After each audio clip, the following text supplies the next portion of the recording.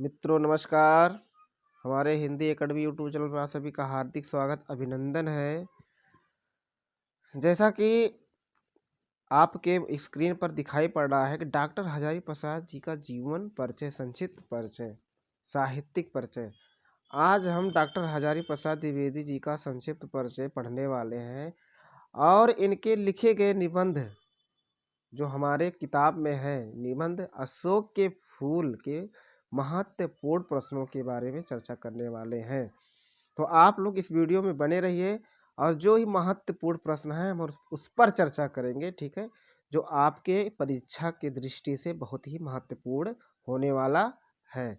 तो वीडियो में आप लोग बने रहिए और चलते हैं इनका संक्षिप्त परिचय पढ़ लेते हैं द्विवेदी जी का। तो चलिए।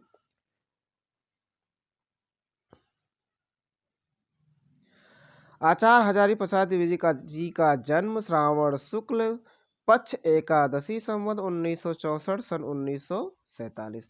अब यहाँ देखिए, आप लोग कंफ्यूज मत होइएगा, शायद आप लोग को पता भी होगा, हम बता दे रहे हैं कि संवत और सन की बात हो रही है ना। तो अगर हम संवत में 57 वर्ष घटा देते हैं, 57 वर्ष कितना, 57, 47, ठीक है, वर्ष घटा देते हैं तो सन निकल आता है और सन में 57 वर्ष जोड़ देंगे तो संवत निकल आएगा। सबको पता है ना। हाँ तो ठीक है। आचार्य हजारी प्रसाद जी का जन्म श्रावण शुक्ल पक्ष एकादशी संवत 1964 और सन है 1907 ईस्वी को बलिया जिले के दूबे का छपरा, कहाँ पे, दूबे का छपरा गांव के एक प्रतिष्ठित सरयू पार ब्राह्मण कुल में हुआ था। इनके पिता का नाम अनमोल द्विवेदी था, माता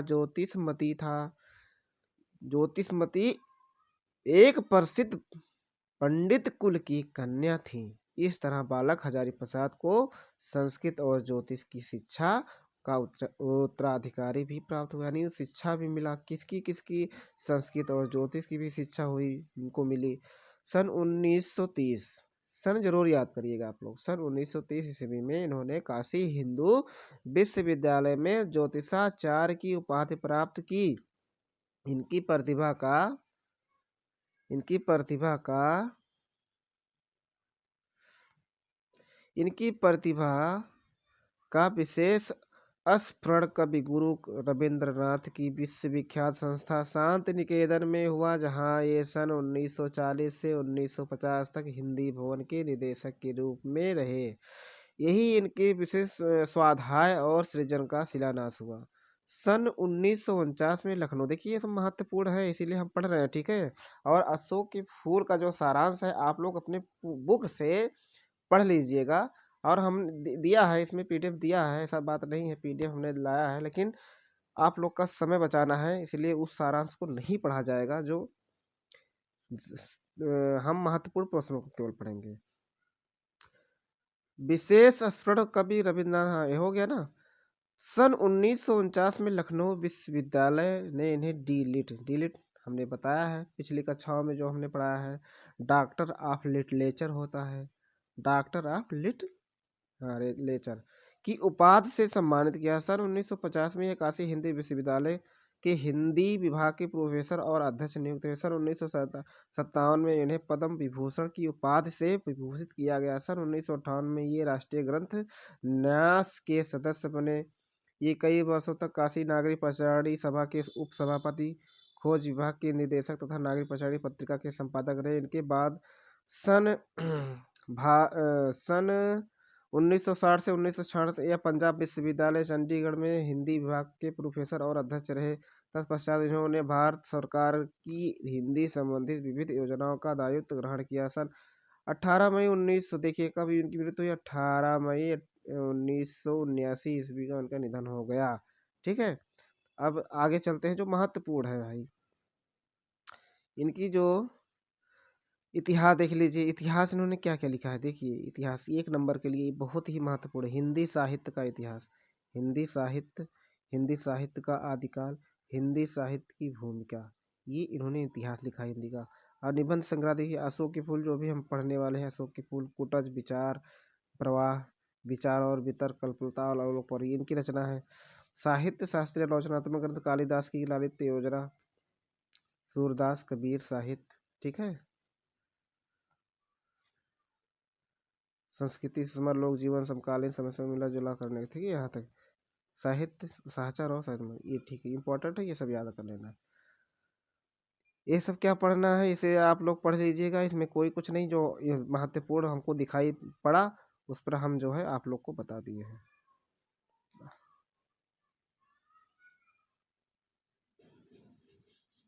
ठीक है। उपन्यास, हाँ ये उपन्यास देखिए, इसको नहीं बताइए। उपन्यास बाण भट्ट की आत्मकथा, देखिए आत्मकथा है, लेकिन आत्मकथा से कंफ्यूज मत होइएगा, उपन्यास है, आत्मकथा नहीं है ये। बाण भट्ट की आत्मकथा उपन्यास है। अनामदास का पोथा, चारुचंद्र लेख और पूर्णवाई, ये महत्वपूर्ण है। अशोक के फूल, अब आ जाइए अशोक के फूल। देखिए आप लोग ध्यान से पढ़ लीजिएगा, थोड़ा देर हम रुके हैं, आप लोग पढ़ लीजिएगा, इसमें कुछ है नहीं। आप लोग वीडियो रोक कर भी पढ़ सकते हैं। आप लोग समय बचाइए, ये आपके समय बचने की यह विधि है हमारी।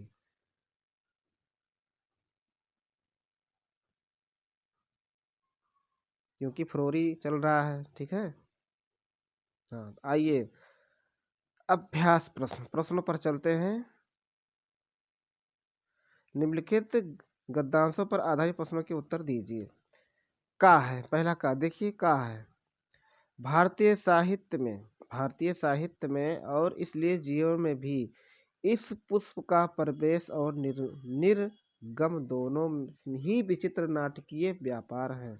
कौन सा पुष्प के बारे में चर्चा हो रही है? अशोक के फूल, अशोक के जो पुष्प है उसके विषय में चर्चा हो रही है कि भारतीय साहित्य में और इसलिए जीवन में भी इस पुष्प का प्रवेश निर्गम दोनों ही विचित्र नाटकीय व्यापार है, ठीक है। यानी कहने का तात्पर्य लेखक जी का यह है बच्चों कि जो अशोक का पुष्प है, जो फूल है, वह बहुत शोभा देने वाली है, सब मिला के शोभा देने वाली है। जिस प्रकार से जो भारतीय साहित्य है, जो भारतीय साहित्य है, यानी समाज को सुंदरता प्रदान करता है ना, अपनी लेखनी से सुंदरता प्रदान करता है, ठीक उसी प्रकार से अशोक के पुष्प जो है शोभा प्रदान करने वाला है। तो ऐसा तो कोई नहीं कह सकता कि कालिदास के पूर्व, अब देखिए यहाँ लिखा है कि ऐसा तो कोई नहीं कह सकता कि कालिदास की रचनाओं के पूर्व इस पुष्प का नाम कोई नहीं जानता। ऐसा कहना गलत होगा कि जब कालिदास जो रचना रचे हैं उसके पूर्व, उसके पहले कोई इस पुष्प के बारे में जानता नहीं था, तो ऐसा कहना गलत होगा। तो कालिदास के काव्यों में यह जिस शोभा और सुकुमार का भार लेकर प्रवेश करता है, देखिए कालिदास, देखिए रेखांकित अंश भी है, इसकी इसकी हम व्याख्या बता रहे हैं, आप लोग समझिएगा, ठीक है। अभी प्रश्नों में आगे मिलेंगे प्रश्न। लिखा है कि कालिदास के काव्य में, यानी रचनाओं में, कालिदास के रचनाओं में जिस शोभा और सुकुमार का भार लेकर प्रवेश करता है, कौन? प्रवेश माने जाता है, कौन? यह अशोक का पुष्प। कवि और लेखक कहते हैं कि कालिदास की जो रचनाएं हैं जिस प्रकार से सुशोभित हैं और अपना शोभा लेकर जिस प्रकार से इनकी रचनाओं में प्रवेश करता है अशोक का पुष्प, वह पहले कहाँ था? उस प्रवेश में, यानी जब जैसा प्रवेश पहले कहाँ था, यानी पहले किस रचनाओं में मिला है? यानी कालिदास की रचनाओं के पूर्व कहीं मिला है? नहीं मिला है। तो इनकी रचनाओं में मिला है, कालिदास की रचनाओं में यह शोभा लेकर, अपनी शोभा लेकर, अपनी सुंदरता लेकर प्रवेश किया है काव्यों में, किनकी? कालिदास के, ठीक है। अब आगे देखिए, लिखा है कि उस प्रवेश में नववधु के गृह प्रवेश की भांति शोभा, गरिमा, पवित्रता और सुकुमारता है। अब देखिए क्या क्या लेकर प्रवेश किया है काव्यों में अशोक का पुष्प। जिस प्रकार से एक नववधु, नववधु माने होता है नई नवेली दुल्हन, जिस प्रकार घर में प्रवेश करती है, तो ठीक प्रकार उसी प्रकार से कालिदास की रचनाओं में, काव्यों में यह पुष्प प्रवेश कर रहा है नववधु के समान, और गरिमा से, गरिमा लेकर, और सुंदर पवित्रता यानी स्वच्छता, पवित्रता लेकर सुकुमारता से के समान यह प्रवेश कर रहा है। इसकी व्याख्या हो गई। फिर एकाएक मुसलमानी सल्तनत की प्रतिष्ठा के साथ ही साथ यह मनोहर पुष्प साहित्य का सिंहासन से चुपचाप उतार दिया गया। नाम तो लोग बाद में भी लेते थे, पर उसी प्रकार जिस प्रकार बुद्ध विक्रमादित्य का अशोक को जो सम्मान कालिदास से मिला वह अपूर्व भी अपूर्व था। सुंदरियों का आसिंजनकारी नुपुर वाले चरणों। अब देखो आसिंजनकारी, इसका अर्थ मैं बता दे रहा हूँ, सुंदरता से भरा हुआ।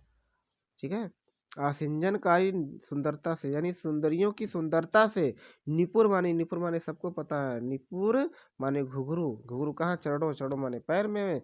मृदुल आघात से फैलता था, कोमल कपोलों और वतंस के रूप में झूलता था और चंचल नील अलकों की अचंचल शोभा को 100 गुना बढ़ा देता था। वह महादेव के मन में क्षोभ पैदा करता था, मर्यादा पुरुषोत्तम के चित माने मन में सीता का भ्रम पैदा करता था और मनोजन्मा देवता के इशारे पर कंधों पर से एक फूट उठता था। अब देखिए प्रश्नों पर चले जाते हैं भैया हमारे प्रिय छात्र, ध्यान दें। उपरयुक्त गद्यांश का संदर्भ सबको पता है, हजारी प्रसाद द्विवेदी द्वारा रचित। ठीक है, हाँ हिंदी। अशोक के फूल किसके द्वारा रचित किया है? हजारी प्रसाद द्विवेदी द्वारा रचा गया है, सबको पता है। दूसरा, अशोक के फूल को किस कवि ने सम्मान दिया है? किस कवि ने सम्मान दिया है? अभी पढ़ने पड़ा है, कालिदास। बच्चों, कालिदास। उपर्युक्त गद्यांश में किस प्रसंग का वर्णन हुआ है? अशोक के फूल के प्रसंग वर्णन हुआ है। अशोक पुष्प को सम्मान किससे मिला? कालिदास से मिला। गद्यांश के रेखांकित अंश की व्याख्या कीजिए। अभी हमने बताया है कालिदास की। ठीक है, कालिदास के काव्यों में अशोक का प्रवेश किस प्रकार हुआ है? तो किस प्रकार से? नववधू के समान। किस प्रकार से हुआ है? नववधू के गृह के भांति हुआ है। ठीक है, या ये भी लिख सकते हैं कालिदास के काव्यों में, यहाँ से लिख सकते हैं कालिदास के काव्यों में जिस शोभा सुकुमार को भार लेकर प्रवेश किया है। ठीक है, सुकुमार ये भी लिख सकते हैं और नववधू के समान ये भी लिख सकते हैं, दोनों सही है। कालिदास के काव्यों में अशोक का प्रभाव, ठीक है, ये हो गया। किस काल में अशोक को साहित्य का सिंहासन से उतार दिया? अशोक के पुष्प को किस काल से उतार दिया थे? यहाँ देखिए, एक मुसलमानी सल्तनत से प्रतिष्ठित, साथ ही साथ मनोहर पुष्प सिंहासन से चुपचाप उतार दिया गया। ठीक है, इसका मिल गया आप लोग का उत्तर। अशोक के अपूर्व सम्मान किससे मिला? अशोक के जो पूर्व कालिदास से मिला है बच्चों, सबको पता है। लास्ट क्वेश्चन है, किसके मृत्यु आघात से अशोक फूलता था? तो किसके मृदुल आघात, मृत्यु आघात लिखा है, मृदुल आघात से होना चाहिए, वहां पे गलत लिखा है थोड़ा। तो यहाँ है सुंदरियों के डिपो चलो मृदुल आघात से फूलता था। ठीक है, वहाँ थोड़ा मिसप्रिंट हो गया होगा, यहाँ पे यहाँ मृदुल होना चाहिए। ठीक है, आइए अगला क्वेश्चन देखते हैं। घा रविंद्रनाथ इस भारतवर्ष को महामानव समुद्र कहा है। विचित्र देश है, वहाँ असुर आए, आर्य आए, शक आए, हुड़ आए, नाग आए, यक्ष आए, गंधर्व आए, न जाने कितनी मानव जातियां यहाँ आई और आज के भारतवर्ष को बनाने में अपना हाथ लगा गई। जिसे हम हिंदू रीत नीत कहते हैं, वह अनेक आर्य और आर्यतर उपादानों का अद्भुत मिश्रण है। एक एक पशु, एक एक पक्षी, ना जाने कितनी स्मृतियों का भार लेकर हमारे सामने उपस्थित है। अशोक की भी अपनी स्मृति परंपरा है, आम की भी है, वकुल की भी है, चंपे की भी है। सब क्या हमें मालूम है? आइए प्रश्नों की तरफ चलते हैं। उपयुक्त गद्यांश के लेखक पाठ का नाम हजारी प्रसाद और पाठ का नाम है हजारी प्रसाद लेखक और पाठ का नाम है अशोक के फूल। भारत में कौन कौन सी जातियां आई? ना जाने कितनी मानव जातियां आई। कौन कौन सी मानव जातियां आई? ना जाने कितनी मानव जातियां आई। रविंद्रनाथ ने भारतवर्ष को किसकी संज्ञा दी है? तो महामानव समुद्र की संज्ञा दी है। प्रस्तुत गद्यांश में किस प्रसंग का वर्णन हुआ है? भारतवर्ष का। गद्यांश के रेखांकित अंश की व्याख्या कीजिए। तो जिसे हम हिंदू, यहाँ देखिए यहाँ से दिया है ना, जिसे हम हिंदू रीत नीत कहते हैं, अनेक आर्य और आयोत्तर उपादानों का अद्भुत मिश्रण है।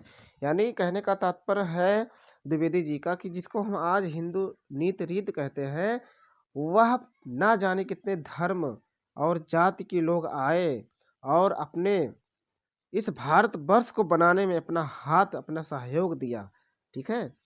और जिस प्रकार से अशोक का जो पुष्प है वह एक संदेश है, वह हिंदू नीति का एक संदेश है, वह हमेशा शोभा देने वाली है। तो ठीक प्रकार से हिंदू जो धर्म है वह हमेशा शोभा देने वाली है। ठीक है बच्चों, यहाँ तक बस यही लिखना है। छठा देखिए, रविंद्रनाथ ने किसे महामानव समुद्र का भारतवर्ष को कहा है। यहाँ देखिए, यहाँ देखिए, भारतवर्ष को कहा है। भारतवर्ष के निर्माण में किन किन का सहयोग रहा है, तो देख लीजिए। विचित्र देश में असुर आए, आर्य आए, अनेक मानव जातियां आई। ठीक है, आए यहाँ यहाँ यहाँ तक अनेक मानव जातियां आई। आर्य संघ कहाँ आए, भारतवर्ष में आए। कहाँ आए भैया, भारतवर्ष में आए। गा देख लेते हैं। हाँ, एक चीज और आप लोग को बताना भूल गया हूँ। देखिए ये आया है 2020 में, ZF के कोड में आया है 2020 में, 2020 में आया है। और ये देखिए गा 2019 CMCSCU में कोड में आया है। तो ये सब महत्वपूर्ण प्रश्न है। ठीक है, आप लोग मिस मत करिए। चलिए पढ़िए। मुझे मानव जाति की दुर्दम निर्मम धारा के हजारों वर्ष का रूप साफ दिखाई दे रहा है। मनुष्य की जीवनी शक्ति बड़ी निर्मम है। मनुष्य की जीवनी शक्ति जो है, जीवन की शक्ति बड़ी ही निर्मम है। ठीक है, इसका हम व्याख्या भी बता रहे हैं कि मनुष्य की जो सोच है, जो जीवन है, बहुत निर्मम है। और कैसा निर्मम है अभी आगे हम बताएंगे। ठीक है। वह सभ्यता और संस्कृति के प्रथा मोहों को रौते चली आ रही है। देखिए जीवन यानी जो मनुष्य है, जो मनुष्य की जीवन शक्ति है, सोचने की जो जो धारणा है, सोचने की जो धारणा है मनुष्यों की, वह सभ्यता संस्कृति यानी सभ्यता को और संस्कृति को, ये मोह को यानी रौदती चली आ रही है, उसको खत्म करती। रौदती माने होता है कि संस्कृति को, जो हमारा कल्चर है भारतवर्ष का, वो क्या समाप्त करती चली जा रही है। न जाने कितने धर्मचारों ने, न जाने कितने धर्माचार्यों ने विश्वासों, उत्सव और व्रतों के धोती बहाती यह जीवन धारा आगे बढ़ी है। यानी यह जीवन जो हमारा साहित्य, यानी जो हमारा जीवन है, यह संस्कृति है, धर्माचार्यों से, विश्वासों से, उत्साहों से आगे बढ़ती चली आ रही थी। लेकिन जो मानव की जो बड़ी जीवन शक्ति है, यानी जीने की जो शैली है, वह सभ्यता और संस्कृति को रोती चली आ रही है। समझ में आ रहा है ना। हाँ, हमारे सामने समाज का आज जो रूप है, वह ना जाने कितने ग्रहण और त्याग का रूप है। यानी लेखक कहते हैं कि जो यह समाज बना हुआ है, यह ना जाने कितने कितने समाज का जो यह रूप तैयार हुआ, न जाने कितने धर्माचार्यों ने अपने विश्वासों से सींचा है। ठीक है, त्याग किया है, इस देश को बनाने के लिए त्याग किया है। और देश के जाति की विशुद्ध संस्कृति केवल बात की बात है, सब कुछ मिलावट है। यानी इस संस्कृति में, यानी यह जो है सब कुछ मिलावट है, सबकी दिखावटी है, अशुद्ध है, विशुद्ध है। केवल मनुष्य की सब कुछ अशुद्ध है, सब मिलावट है। लेकिन लेखक कहते हैं केवल मनुष्य की दो दुर्दम जिजीविषा है। यानी जिजीविषा माने जीने की जो इच्छा है वह सत्य है। यानी सब में मिलावट हो सकता है, सब में मिलावट हो सकता है। जो संसार में आप लोग इस समय देख ही रहे हैं कि सब में मिलावट आ रहा है। लेकिन लेखक जी कहते हैं कि जो मानव की जो जीने की इच्छा है, इसमें मिलावट नहीं है। सभी लोग सोचते हैं कि हम 150 वर्ष जी लें, 100 वर्ष जी लें, 80 वर्ष जी लें, सबकी इच्छा ही होती कोई मरे ना। तो यह जो है, लेखक जी कहते हैं कि जो इच्छा है यह एक शुद्ध है, बाकी सब अशुद्ध है। वह गंगा की अबाधित अनाहत धारा के समान सब कुछ को हजम करने के बाद भी पवित्र है। ठीक है, यह जो कल्चर है, कहने का मतलब जिस प्रकार से कहते हैं गंगा बहुत स्वच्छ है, गंगा पवित्र है, लेकिन गंगा में कितनी गंदगी है आप लोग को पता ही है। खासकर जो हमारे इलाहाबाद क्षेत्र के होंगे छात्र, वो लोग देख रहे होंगे कि गंगा कितनी पवित्र है। ठीक है, तो लेखक का तात्पर्य यही है कि जैसे गंगा सब लोग कहते हैं कि उसमें अशुद्धियाँ भरी हुई हैं, गंगा में अशुद्धियाँ भरी हुई हैं, लेकिन फिर भी सब लोग कहते हैं कि गंगा कैसा है, पवित्र है। तो ठीक उसी प्रकार से जीवन कैसा है, यानी जीवन में क्या क्या क्या भरा है, ईर्ष्या, एक दूसरे से जलन, सब कुछ भरा हुआ, लेकिन जीने की इच्छा 80 से 100 वर्ष 150 वर्ष है। तो ठीक उसी प्रकार से। तो आ जाइए प्रश्नों की तरफ चलते। प्रस्तुत गद्यांश का संदर्भ लिखिए, सबको पता है, अभी हमने आगे बताया भी है। मनुष्य की जीवन शैली कैसी है, मनुष्य की जीवन शैली कैसी है, तो बड़ी ही मनुष्य की जीवन शैली कैसी निर्मम है। ठीक है, आगे देखिए। हमारे सामने आज समाज का स्वरूप कैसा है, हमारे सामने जो समाज, आज की समाज है, कैसी है, कैसी है। सभ्यता संग मोह रोते चली जा रही है ना, कितने ठीक है, धोती बहाती धारा के आगे बढ़ी है। ये भी नहीं होगा तो कहाँ से होगा, वह सभ्यता संस्कृति को व्यथा मोह होती चली आ रही, कौन, मानव, यहाँ से, ठीक है, यहाँ से लेकर यहाँ तक होगा, आ रही है तक। ठीक है बच्चों, मनुष्य ने लेखकों को जिजीप्सा को किस रूप से प्रस्तुत किया है, तो यहाँ से देखिए किस रूप से किया है बच्चों, वह गंगा की बाद अनाह सब कुछ हजम करने के बाद भी पवित्र है, यही है। ठीक है, मनुष्य को क्या स्पष्ट दिखाई दे रहा है, स्पष्ट क्या दिखाई दे रहा है, केवल स्पष्ट दिखाई दे रहा है कि केवल मनुष्य जीने की इच्छा रखता है ही। ठीक है, जीवन जीने की इच्छा। मनुष्य ने नई शक्ति किससे पाई, मनुष्य ने नई शक्ति किससे पाई है, तो नई त्याग यानी किससे पाई है, संघर्षों से। देखिए यहाँ लिखा है संघर्षों से। ठीक है बच्चों, संघर्षों से मनुष्य ने नई शक्ति पाई है। ठीक, धर्माचारों और विश्वासों का अर्थ स्पष्ट कीजिए। अब देखिए कितना सरल बात है, धर्माचार, ये देखिए यहाँ लिखा है ना, अभी हमने बताया था कितने धर्माचारों और विश्वासों का अर्थ, यानी जो भारतवर्ष है धर्म गुरुओं और विश्वासों पर ही आगे बढ़ी है। ठीक है, आगे बढ़ी है। घा आ जाइए।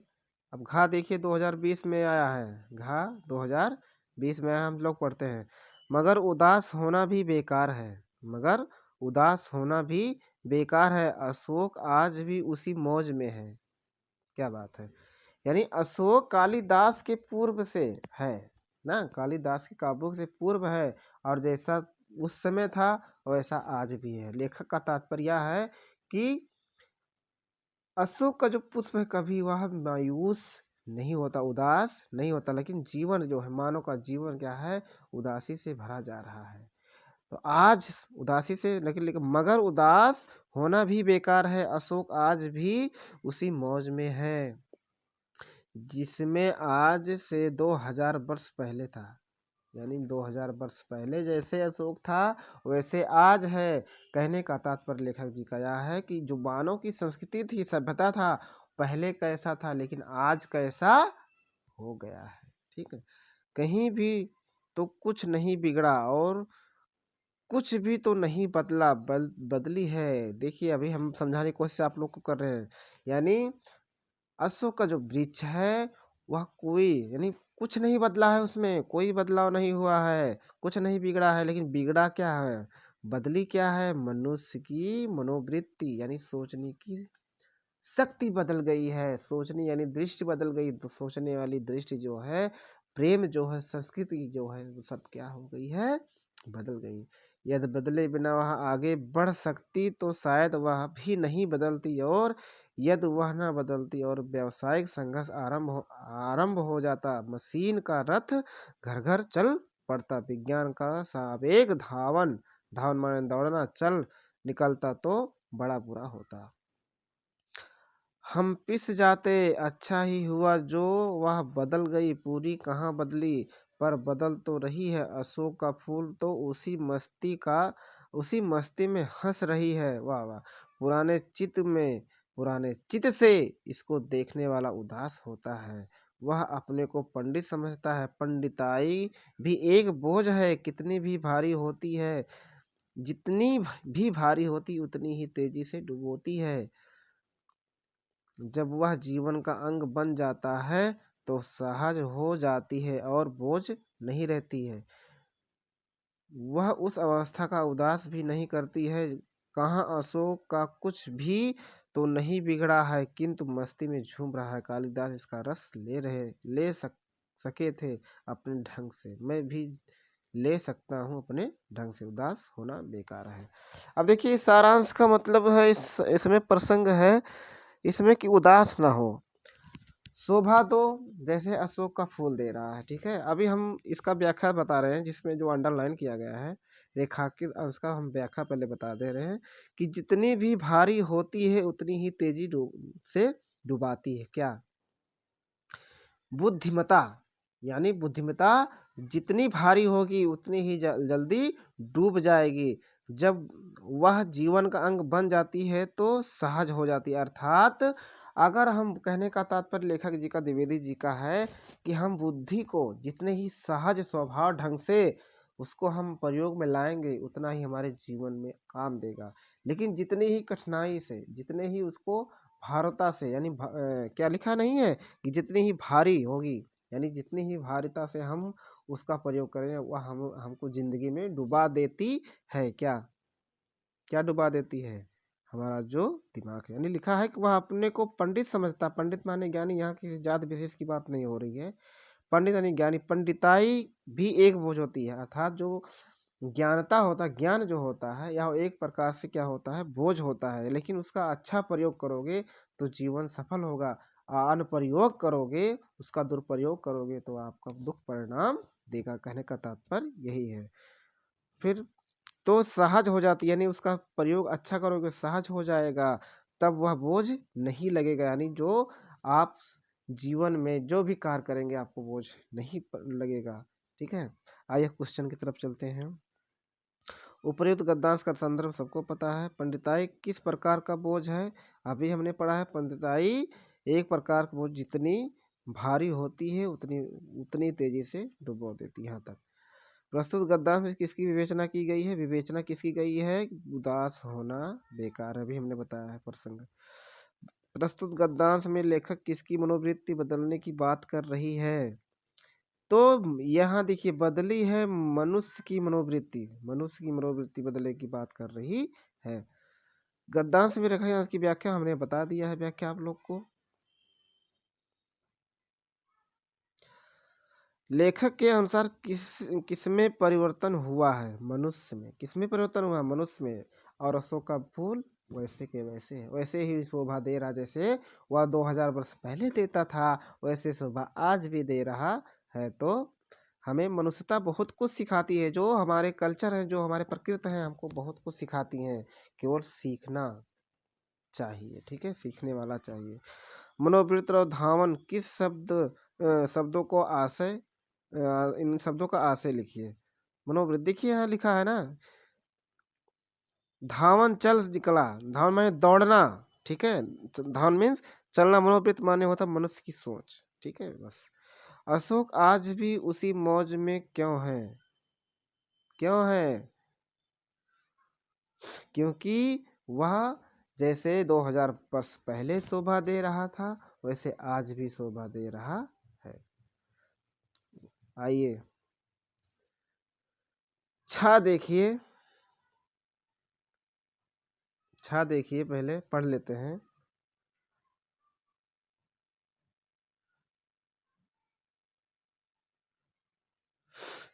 दो 2019 में आया है ये, CX की कोड में ZAZD। अशोक का वृक्ष जितना भी मनोहर है, मनोहर हो, अशोक का जो वृक्ष है, यानी अशोक का वृक्ष जितना भी मनोहर, मनोहर माने मन को हर लेने वाला, जितना भी रहस्यमय हो, जितना भी अलंकारमय हो, माने सजावटी हो, परंतु है वह उस विशाल सामंत सभ्यता का परिष्कृत रुचि का ही प्रतीक। सामंत मीन्स क्या होता है? जो राजा का सामंत चलता था ना, राजा के जो मंत्री होते वो सामंतवादी, यानी जो क्या कहते हैं हड़प के खाना, ये सब सामंत, ठीक है। सामंत सभ्यता की परिष्कृत रुचि का भी प्रतीक है, जो साधारण प्रजा की परिश्रमों पर पलती थी। देखिए अब देखिए यहाँ लिखा, अभी हमने समझाने कुछ सामंत क्या है ना, तो सामंत सभ्यता क्या है कि जो साधारण प्रजा है उनके परिश्रम पर पली है। पली यानी जो परिश्रम करके वो लगान देना पड़ता था ना, जो कर देना पड़ता था, वही बात कर रहे हैं लेखक जी। तो उसके रक्त के संसार कणों को खा कर बड़ी हुई है। अब देखिए उसके यानी परिश्रम से जो पैदा किए हैं वो लोग, रक्त के संसार कणों, यानी जो अपने मेहनत से जो पैदा किए उसको खा करके यह सभ्यता बड़ी हुई। कौन से सामंत सभ्यता बड़ी हुई है। और लाखों करोड़ों की उपेक्षा में जो समृद्ध हुई है, समृद्ध मतलब फैली हुई है, ठीक है। आज जो सभ्यता वह फैली हुई है, वह परिश्रम यानी प्रजा के परिश्रमों से खून की जो कमाई उसको खाकर बड़ी हुई है और फैली हुई है। इसका मतलब ये वे सामंत उखड़ गए। अब वे सामंत क्या हुए, उखड़ गए, समाज ढह गए और मदनोत्सव की धूमधाम भी मिट गई। मदन किसको कहा जाता, काम देवता को ना, मदन, मदन किसको कहा जाता, मदन किसकी पर्यायवाची है, काम देवता की। और मदनोत्सव की धूमधाम भी मिट गई। संतान कमनियों की गंधर्वों से अधिक शक्तिशाली देवताओं का वरदान मिलने लगा। पीरों ने, भूत भैरवों ने, काली दुर्गा ने यक्षों की इज्जत घटा दी। दुनिया अपने रास्ते चली गई, अशोक पीछे छूट गया। कहने का मतलब होता है कि अशोक जो शोभा देता है, रहस्यमय है, अलंकृत है, उसका कोई ध्यान नहीं दिया। समाज आज कहाँ से कहाँ पहुँच गया। सामंत सभ्यता की परिष्कृत रुचि का प्रतीक कौन है, तो देखिए यहाँ लिखा है उस परंतु विशाल परिष्कृत रुचि का प्रतीक है, ठीक है। परंतु ये देख लीजिए यहाँ पे, यहाँ लिखा हुआ है साधारण प्रजा उनकी रक्षा संसार, ठीक है। अभी हमने बताया, एक कुछ नहीं बताना है आप लोग को, इतने अच्छे बच्चे हैं, तुरंत समझ जाते हैं। लाखों करोड़ों की उपेक्षा में कौन समृद्ध हुई है, लाखों करोड़ों की कौन समृद्ध हुई है, तो सामंत सभ्यता, ठीक है, सामंत सभ्यता। आज उस सामंत सभ्यता को की क्या स्थिति है, उखाड़, देखिए वह सामंत उखड़ गए, समाज ढह गया और ममता की धूम मिट गई, ये स्थिति है।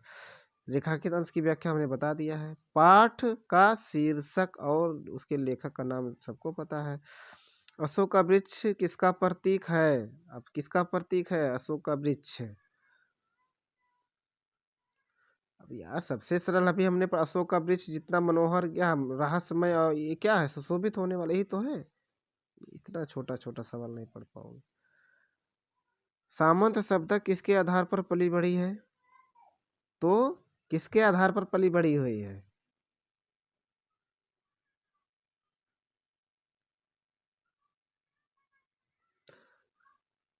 यहाँ देखिए उसके रक्त संसार कणों को खाकर लाखों करोड़ों अपेक्षा समृद्ध हुई, यानी पली बड़ी हुई है, ठीक है, यही है। संतान कामनियों को किसका वरदान प्राप्त होने लगा है, अब यहाँ देखिए, अभी हमने दिखाया था ना आप लोग को, संतान कमनियों गंधर्व को अधिक शक्तिशाली देवता का वरदान मिलने लगा, ठीक। यहाँ से देख लीजिए, यहाँ से संतान, ठीक है बच्चों। यक्षों की प्रतिष्ठा किससे घटा दी, यक्षों की प्रतिष्ठा किसने घटा दी, देखिए काली दुर्गा ने यक्षों की प्रतिष्ठा घटा दी, भैरवों ने यहाँ से, ठीक है। अशोक के वृक्ष की क्या विशेषता है, अशोक की वृक्ष की क्या विशेषता, वो मनोहारी है, रहस्यमयी है, अलंकृत है, ठीक है, यही विशेषता है। तो वीडियो देखने के लिए बहुत बहुत धन्यवाद। अगर अच्छा लगेगा तो लाइक का बटन जरूर दबाइएगा जो है। अब नेक्स्ट वीडियो में इंतज़ार करिए, तब तक के लिए बहुत बहुत धन्यवाद।